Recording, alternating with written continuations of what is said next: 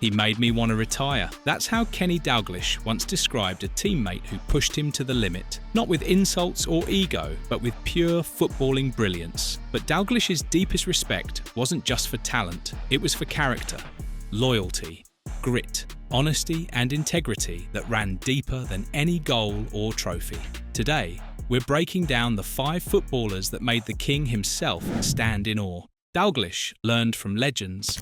Jock Stein taught him about moulding young talent and never accepting less than your best. Bill Shankly showed him that no single player is bigger than the club itself. And Bob Paisley gave him a tactical philosophy that changed everything. Simplicity, control, movement. Paisley would say the first 5 yards is all in the head, not in your legs, in your head. That phrase stuck with Dalglish for life. It shaped his philosophy on what made a great footballer: understanding, positioning, knowing what to do before you even needed to move. When Dalglish joined Liverpool in 1977, replacing Kevin Keegan was daunting. But Paisley's management style gave Dalglish the structure and foundation he needed to excel. It taught him what real leadership looked like. Dalglish would carry those lessons into everything he did as a manager. He would measure players not by flair or marketability, but by whether they understood that football was about sacrifice, about doing the things the punter doesn't get to see, about making your teammates better. This philosophy would define his entire career. This is the Dalglish doctrine, and the 5 players we're about to discuss. They all passed this test with flying colours. Let's start with Ian Rush. For most people, Rush and Dalglish are remembered for their goals. The partnership was prolific. But when you ask Dalglish why he truly respected Rush, he doesn't talk about finishing. He talks about selflessness. Rush was relentless from the front. He pressed constantly. He did the defensive dirty work that strikers aren't supposed to do. And Dalglish famously joked that Rush saved him a lot of running. That quote masks a deeper tactical reality. Rush understood that a playmaker like Dalglish could only create space if someone else was doing the hard work. Rush was that someone. In the 1981 League Cup final, while Dalglish scored the vital equaliser, he noted that Rush was outstanding. That's not a word Dalglish used lightly or often. For him, Rush embodied honesty and integrity. Rush did his job, did it brilliantly, and never complained that the spotlight wasn't on him. That's respect in Dalglish's world. Now we come to something controversial. During his second spell managing Liverpool, Dalglish was asked to name the best player he ever managed. Not the most talented, the best. And he said Lucas Leiva. This shocked people. Dalglish had managed Steven Gerrard, Luis Suarez, and Alan Shearer, but he said Lucas Leiva was the best. This tells you everything about how Dalglish defines greatness. Lucas Leiva spent a decade at Anfield. He wasn't flashy. He didn't have the pizzazz of a typical South American star. What he had was substance. He had honesty on the pitch. During Liverpool's wilderness years, Lucas provided something Dalglish deemed essential. He was a tireless workhorse and a stabiliser. For Dalglish, that mattered more than any individual moment of genius. Dalglish once said that a successful team requires a really good dressing room to be led by really strong people. These leaders aren't always the players with the highest market value. They aren't always the ones who score the most goals. They're the ones who show up every day and do the work. They're the ones who understand that their role is to make everyone around them better. Lucas was that player. His character during the club's darkest moments was the real measure of his greatness and value. That's the Dalglish doctrine in its purest form. Steven Gerrard represents something different. He represents loyalty in an era when loyalty is rare and fleeting. Dalglish's reverence for Gerrard is rooted in what he calls the spirit of Shankly. In an era where financial incentives pull players everywhere, Gerrard stayed at Liverpool. Through thick and thin, he stayed. Dalglish holds him in high regard for that unwavering commitment and dedication. But it's more than just loyalty. Gerrard could do everything. He had world-class talent combined with the honesty and integrity that Dalglish prizes above almost everything else. When Dalglish returned to management in 2011, he saw in Gerrard the bridge between Liverpool's glorious past and its potential future. Gerrard carried the team on the pitch. But more than that, he carried something off the pitch. Dignity. Dalglish believes dignity is essential for setting the proper example for the next generation. Gerrard understood that the most important people at the club were those who truly wanted to be there, those who saw it as more than just a job. That's why Dalglish respected him so deeply. Alan Shearer is another story. When Dalglish signed Shearer for Blackburn Rovers in 1992, it was a masterclass in recruitment philosophy. Dalglish holds Shearer in high regard as the pinnacle of the traditional striker. This respect is founded on professionalism and reliability. Shearer delivered goals when it mattered. Under Dalglish's guidance, Shearer's goals were the catalyst for Blackburn winning the Premier League in 1995. Before signing Shearer, Dalglish investigated his character and temperament. He personally rang about 10 different people to ask about Shearer's character before finalising the deal. He created an environment at Blackburn where everybody knew their jobs. There were no hiding places. Shearer represented the ultimate professional who delivered without sacrificing the family feel of the club. Then there's Luis Suarez. Despite a brief and often controversial time under Dalglish, the manager remains a steadfast defender of Suarez's footballing brain. Dalglish respects Suarez for his unpredictability and the sheer joy he brought to the pitch. For Dalglish, Suarez was one of the most naturally gifted players he ever coached.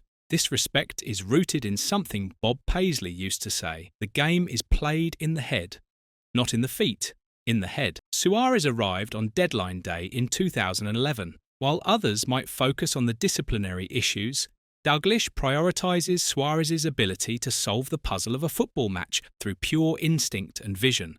Suarez could see things other players couldn't see. He could do things other players couldn't do. And he did it with a cerebral approach that Dalglish immediately recognised and respected. Dalglish himself was a player who rewarded brains over brawn. So when he saw that same approach in Suarez, he understood it. He respected it. Suarez could transcend the rigid processes of modern coaching. That's why Dalglish maintained his respect for Suarez's raw ability. Now you might be wondering, what ties all these players together? What do Ian Rush, Lucas Leiva, Steven Gerrard, Alan Shearer and Luis Suarez have in common? The answer is this: they all understood something fundamental about football that most players never grasp. They understood that brilliance is most effective when it's harnessed for the collective good. They understood that the team comes first, always. This understanding shaped everything Dalglish did as a manager. When he was scouting players, he was looking at their character. He was looking at their honesty. He was looking at whether they could be trusted. This is most clearly illustrated in the signing of Tim Flowers for Blackburn. Dalglish personally rang about 10 different people to inquire about Flowers' character before finalising the transfer. Flowers later noted that Dalglish was meticulous in everything he did. This hands-on leadership style allowed Dalglish to assess the brutal honesty of his players directly. He sought tough, skillful players who had served apprenticeships.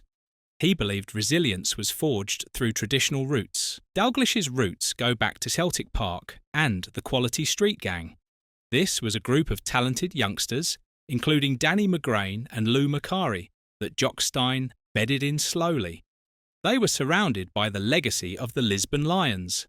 Dalglish's respect for McGrain is particularly profound. They had what Dalglish calls a telepathic understanding on Celtic's right side. A joy to behold. McGrain was widely accepted as the best fullback in the world during his prime. But what Dalglish respected most about him was his mentality. McGrain was a team player first, always. He understood that even the most successful players must remain brilliant and humble. The Lisbon Lions taught Dalglish that commitment to the club comes first. This formative experience instilled in him a permanent respect for players who relate to the supporters, who understand that the success of the club belongs to the supporters, not to them. Of course, Dalglish's perspective on greatness is notably nuanced. He's careful about comparing players across different generations. He calls the best ever game the worst trick in the history of comparisons. Emotional bias clouds everything. The sport evolves. The infrastructure changes. You can't just compare eras like they're the same thing. Instead, Dalglish suggests that greatness should be measured by a player's relative impact during their own time. Modern players are better athletes than their 1980s counterparts. That's just fact. Modern-day tactics, technology, and training programs have improved everything. But that doesn't mean Pelé or Maradona or Cruyff would have been worse if they were playing today. They would have adapted. They would have been different players, but they would have been great in their own way. Dalglish holds immense respect for the spectacle and skill and sheer magic provided by Lionel Messi and Cristiano Ronaldo. He's not dismissive of modern football, but he maintains that Diego Maradona's brilliance at both the club and international level set him apart. In an era that was less sophisticated, less technical, less refined, Maradona still made a tremendous mark. That's something to respect deeply. That's something that speaks to character and excellence. Dalglish's respect for the defensive side of the game is best exemplified by his praise for Alan Hansen and Mark Lawrenson. He considers them the best centre-backs in the business ever. Their ability to predict where the ball was going to go was exceptional. Dalglish's respect for Hansen, in particular, was built on a foundation of trust. As manager, Dalglish made Hansen captain because the players knew he could be trusted. Stories shared in the dressing room would not be used against them.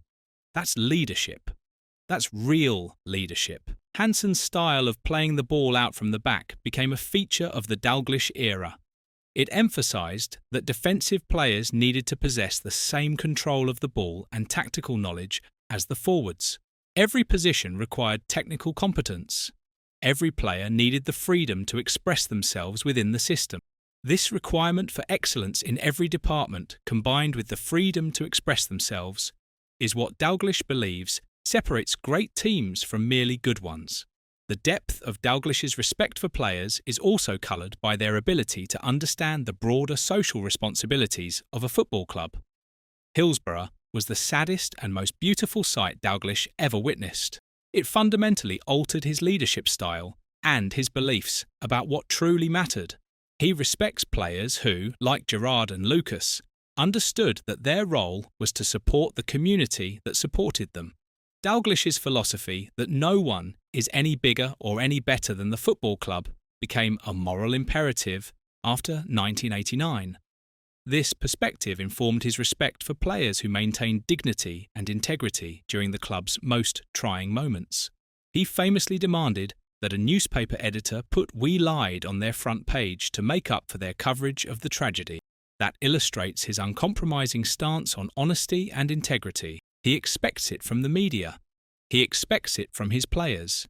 Even during his time at Newcastle United, a period often viewed through the lens of difficult financial balancing acts, Dalglish's respect for specific players remained absolutely clear and unwavering. He signed Shay Given from Blackburn. He described it as a masterclass because Given would provide years of sterling service and become a club legend. Dalglish's ability to identify sterling service players like Gary Speed and Shay Given, while navigating the pressure to balance the books, further proves his consistent focus on long-term character development. Given's 463 appearances for Newcastle and his iconic status between the sticks vindicate Dalglish's meticulous scouting process. It prioritised shot-stopping ability alongside the resilience he sought at every club he managed. For Dalglish, the financial and footballing perspective of a transfer was always secondary to whether the player could set an example through their professionalism and integrity. So what does this all mean? What's the real takeaway from understanding why Dalglish respected these 5 players? The answer is simple, but profoundly important.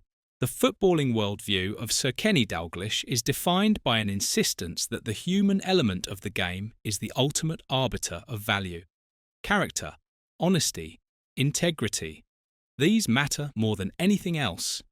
Whether analysing the selfless work rate of Ian Rush, the dressing room leadership of Lucas Leiva, the world-class loyalty of Steven Gerrard, the professional reliability of Alan Shearer, or the cerebral magic of Luis Suarez, a consistent pattern emerges. Dalglish respects those who understand that brilliance is most effective when it is harnessed for the collective good, for the team, always for the team.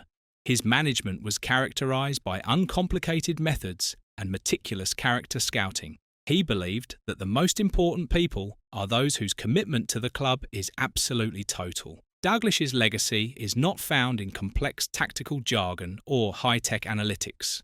It's found in the spirit of Shankly and the standards of Stein that he preserved and promoted through his respect for a specific kind of professional. For Dalglish, the game remains a simple puzzle of control and movement, but its success is entirely dependent on the honesty and integrity of the men wearing the shirt. This doctrine, forged in the fires of Glasgow and Merseyside, remains the benchmark for leadership in British football. It's a benchmark that these 5 players all met, and it's a benchmark that very few in the modern game ever will achieve.